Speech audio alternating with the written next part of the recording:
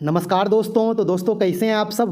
दोस्तों जैसा कि आपको बताए थे कि एनवीएस नॉन टीचिंग पोस्ट के लिए टोटल कितना फॉर्म अप्लाई हुआ है, इसके लिए मैंने एनवीएस और एनटीए दोनों को आरटीआई रिक्वेस्ट हमने किया था। ओके, तो उसके बाद जो रिप्लाई आया वो भी आपको दिखाए थे कि एनवीएस के तरफ से क्या रिप्लाई दिया गया और एनटीए के तरफ से क्या रिप्लाई दिया गया, सब कुछ आपको दिखाए हैं। तो एनटीए को जब हमने आरटीआई किया था कि एनवीएस में टोटल कितना फॉर्म अप्लाई हुआ है, किस किस पोस्ट के लिए कितना फॉर्म भरा गया है, जब हमने इसका डाटा मांगा तो एनटीए डाटा देने से बिल्कुल मना कर दिया कि अभी एग्ज़ाम का प्रोसेस कंटिन्यू है, अभी एग्ज़ाम का प्रोसेस चल रहा है, अभी डाटा नहीं दिया जा सकता है। ओके, तो जैसा कि आप लोगों को पता होगा, जब आरटीआई रिप्लाई से आप संतुष्ट नहीं हैं तो आप फर्स्ट अपील कर सकते हैं। ओके, जिन लोगों को नहीं पता है अच्छे से समझ लें। यदि आप लोग आरटीआई रिप्लाई से संतुष्ट नहीं हैं तो आप फिर से एक अपील कर सकते हैं, उसे फर्स्ट अपील कहा जाता है।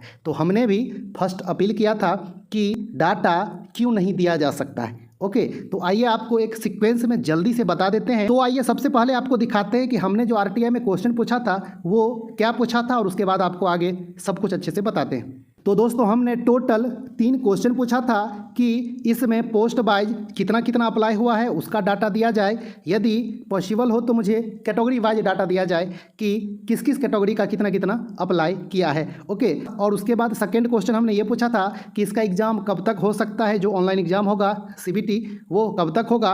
और उसके बाद हमने ये पूछा कि इसमें टोटल कितना अप्लीकेशन फ़ी कलेक्शन किया गया है एनटीए के द्वारा।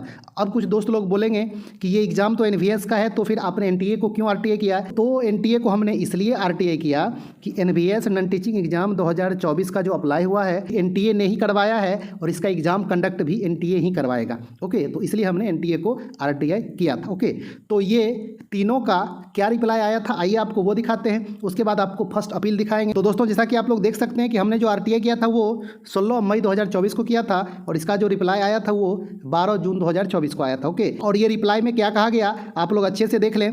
तो जैसा कि आपको बताएं कि रिप्लाई में ये कहा गया कि अभी डेटा नहीं दिया जा सकता है, अभी कोई भी इंफॉर्मेशन नहीं दिया जा सकता है क्योंकि इसका जो प्रोसेस है अभी वो तो बीच बीच में है, अभी कंप्लीट नहीं हुआ, इसलिए कोई भी डाटा नहीं दिया जा सकता। ओके, ये रिप्लाई कब आया दोस्तों, 12 जून को। उसके बाद हमने क्या किया, फर्स्ट अपील किया और फर्स्ट अपील में हमने क्या सब बोला वो आपको आइए दिखाते हैं। उसके बाद आपको दिखाएंगे कि इसका जो रिप्लाई आया है वो कब आया, 2 अगस्त को आया है, यानी कि कल शाम में आया है। मेरा फर्स्ट अपील का क्या सब रिप्लाई दिया गया और डाटा जो दिया गया वो आपके सामने होगा। ओके, तो दोस्तों आप लोग यहाँ पे देखें, जो मेरा ओरिजिनल आरटीआई रजिस्ट्रेशन था वो आरटीआई नंबर ये था और उसके बाद हमने जो फर्स्ट अपील किया उसका ये रजिस्ट्रेशन नंबर दिया गया। ओके, आपको ये डिटेल्स इसलिए दिखा रहे हैं क्योंकि आप ही में से कोई इस तरह के होंगे जो बोलेंगे फेक। ओके, तो आपको बता दें कि इस चैनल पे यानी कि टारगेट ऑफिसर पे आपको जो डाटा दिया जाता है वो 100% सही होता है, जेन्युइन होता है, यहाँ कुछ फेक नहीं चलता है। ओके, तो इसलिए यदि कोई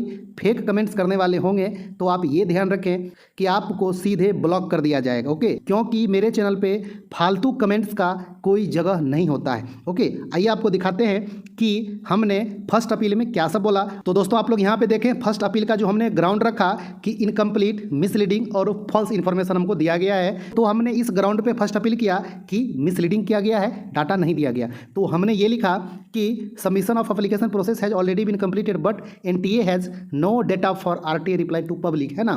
मतलब एप्लीकेशन प्रोसेस ऑलरेडी कंप्लीट हो चुका है, जो अप्लाई होने का था प्रोसेस वो कंप्लीट है, लेकिन एनटीए के पास अभी कोई डाटा नहीं है जो वो पब्लिक को दे सकती है।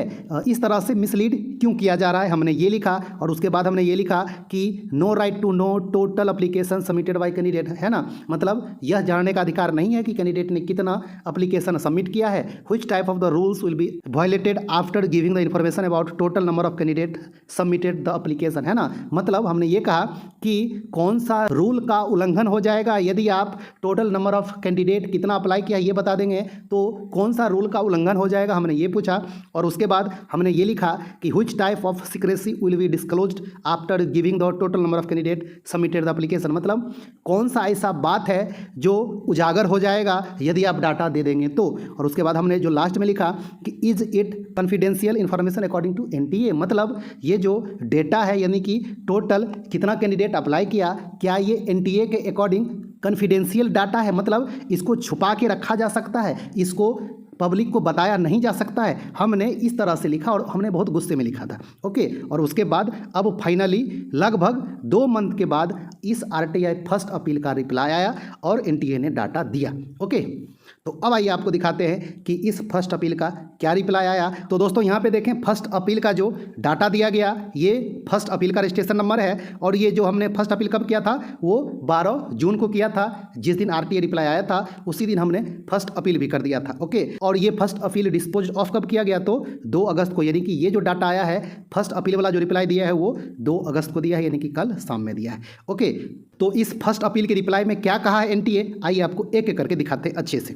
दोस्तों आप लोग यहाँ पे देखें, रिप्लाई में यही कहा गया है कि आरटीआई 16 मई को रिसीव हुआ था और उसके बाद इधर से रिप्लाई दिया गया एनटीए की तरफ से 12 जून को, और फिर से फर्स्ट अपील किया गया है कब, 12 जून को ही फर्स्ट अपील कर दिया गया था। सेकेंड नंबर लिखा कि डिस्कशन किया गया। ओके, जो हमने फर्स्ट अपील किया था उस पर डिस्कशन किया गया। तो उसके बाद क्या हुआ, आइए आपको दिखाते हैं। उसके बाद क्या लिखा कि जो फर्स्ट अपील हुआ है उसमें यह कहा गया है कि incomplete misleading false information provide किया गया, लेकिन उस समय जो डाटा था वो प्रोवाइड करवाया गया, मतलब एनटीए के पास कोई डाटा नहीं था, ये वो कहना चाह रहे हैं। चलिए ठीक है, जो वो कह रहे हैं वो हम मान लेते हैं। ओके, और उसके बाद आदेश ये हुआ है कि जो डाटा अभी अवेलेबल है वो डाटा दिया जाए, यदि कुछ एक्स्ट्रा डाटा यदि अवेलेबल हो जाता है तो वो दिया जा सकता है। इस तरह के फर्स्ट अपील में होता है, इस तरह का आरटीआई एक्ट भी है। ओके, तो जो किया एनटीए की तरफ से डाटा दिया गया, फाइनली डाटा दे दिया गया है, जैसा कि आप लोग देख रहे हैं कि अटैचमेंट में ये डाटा दिया गया जो हमने आरटीआई स्टार्टिंग में किया था। ओके, अब आइए आपको इसको डाउनलोड करके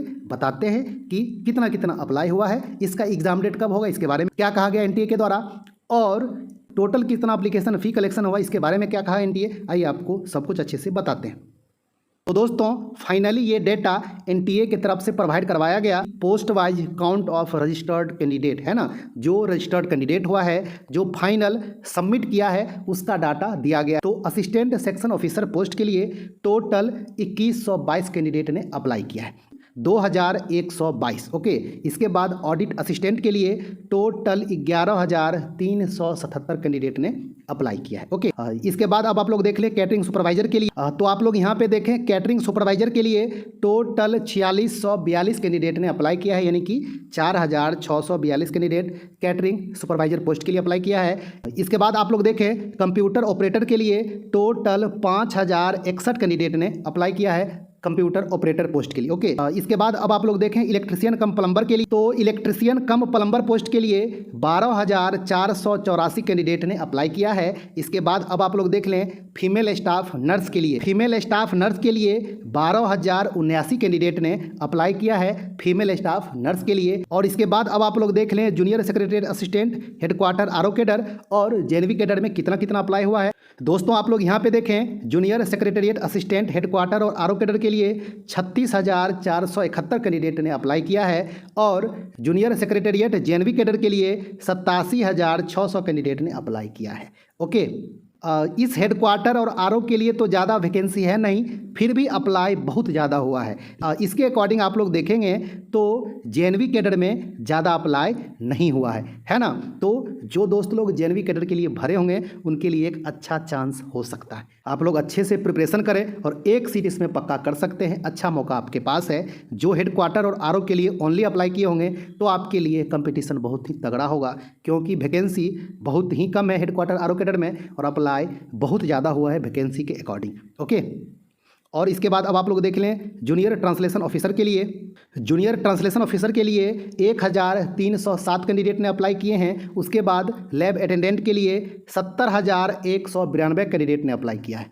तो लैब अटेंडेंट में भी अच्छा खासा अप्लाई हुआ है। जो दोस्त लोग लैब अटेंडेंट के लिए अप्लाई किए होंगे आप लोग भी अच्छे से मेहनत करें, जिससे आप इसमें एक सीट पक्का कर पाएंगे। ओके, और इसके बाद अब आप लोग देख लें लीगल असिस्टेंट के लिए तो 151 कैंडिडेट ओनली इसके लिए अप्लाई किए हैं और मेस हेल्पर के लिए 5192 कैंडिडेट अप्लाई किए हैं। और अब आप लोग देख लें MTS के लिए, तो MTS के लिए भी बहुत ज़्यादा अप्लाई हुआ है। ओके, आप लोग देख सकते हैं MTS के लिए 60,260 कैंडिडेट ने अप्लाई किए, बहुत ज़्यादा अप्लाई हुआ। ओके, वैकेंसी के अकॉर्डिंग बहुत ही ज़्यादा ये अप्लाई है। इसके बाद आप लोग देख लें स्टेनोग्राफर के लिए तो 10,252 कैंडिडेट ने अप्लाई किया है। तो ये total NVS non teaching post का ये डाटा है जो कि NTA के द्वारा दिया गया है। ये 100% जेन्युइन डाटा है। और आप में से यदि कोई फालतू गिरी का जो कमेंट्स करेंगे कि डाटा फेक है तो वो सीधे ब्लॉक कर दिए जाएंगे। ओके, क्योंकि टारगेट ऑफिसर पे कुछ भी फेक डाटा प्रोवाइड नहीं करवाई जाती है। समझ में आ गया? तो हमने RTI किया, हमने फर्स्ट अपील किया, इतना इंतजार किया, उसके बाद डेटा आया है और आप बोल देंगे फेक है ना, क्योंकि आपको फेक करने का आदत है, आपको फेक देखने का आदत है, आपको यूट्यूब पर फेक ही दिखाया जाता है, इसलिए आप फेक करते रहते हैं। ओके, इसलिए आप अच्छे से रहें। यदि आप टारगेट ऑफिसर चैनल पे आए हैं, यदि आप सब्सक्राइब किए हैं तो 100% जेन्युइन इन्फॉर्मेशन आपको मिलेगा। आप लोग भी NTA को RTI करें और उनको बोले कि डाटा देंगे आपको। यदि आपको डाटा मांगने आएगा तो वो डाटा जरूर देंगे। ओके, और यदि डाटा नहीं देंगे तो आप लोग फर्स्ट अपील करें। आप लोग फर्स्ट अपील में सही से क्वेश्चन करें तो आपको डाटा जरूर दिया जाएगा। ओके, और इसके बाद दोस्तों आप लोग देख लें सेकेंड क्वेश्चन क्या था कि इसका एग्जाम कब तक हो सकता है।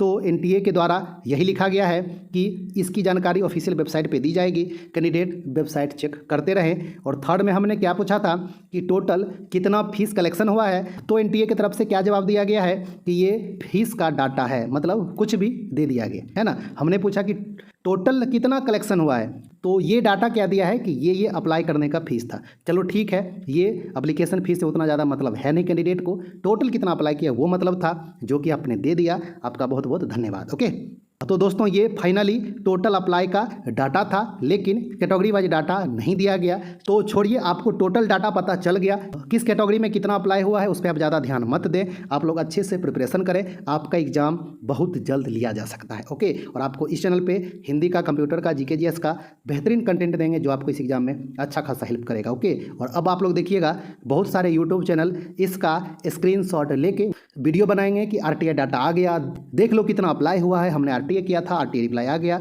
100% सही इन्फॉर्मेशन आपको दे दिया। आप लोगों का बहुत सारा कमेंट्स आ रहा था कि रिप्लाई आया, टोटल कितना अप्लाई हुआ, तो आज आपको दिखा दिए। यदि आपको ये जानकारी अच्छी लगी होगी तो वीडियो को लाइक कर दें। यदि आप मेरे चैनल पे नए हैं तो चैनल को जरूर सब्सक्राइब करें। आपको इस चैनल पे हिंदी का, कंप्यूटर का, GK GS का बेहतरीन कंटेंट मिलेगा। और अभी तक जितना भी वीडियो आया हुआ है ऑल टोल वीडियो आप लोग देख लें, आपको इसका प्लेलिस्ट मिल जाएगा। NVS हिंदी 2024 करके, NVS कंप्यूटर 2024 करके और NVS GK 2024 करके प्लेलिस्ट अवेलेबल है। ऑल टोल वीडियो आप लोग देख लें और आगे जो भी इन्फॉर्मेशन होगा आपको टाइम टू टाइम दिया जाएगा। ओके, तो दोस्तों मिलते हैं एक अच्छा खासा न्यू वीडियो लेके, तब तक के लिए धन्यवाद, नमस्कार।